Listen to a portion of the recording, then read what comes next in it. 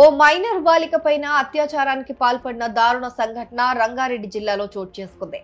నిమజ్జనం చూసేందుకు బయటకొచ్చిన అమ్మాయికి మాయ మాటలు చెప్పిన ఓ ఇద్దరు వ్యక్తులు ఆమె పైన అత్యాచారానికి పాల్పడ్డారు.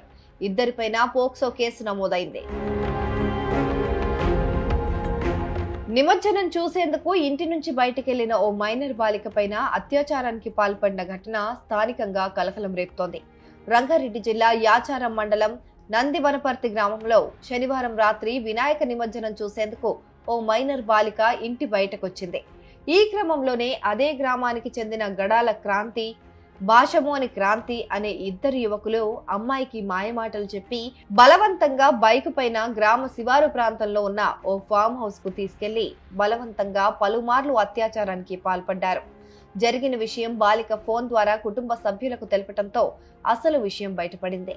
దీంతో తల్లి ఫిర్యాదు మేరకు ఇద్దరిపైన పోక్సో కేసు, అలాగే SC/ST అట్రాసిటీ కేసులు నమోదు చేసి దర్యాప్తు చేపట్టారు.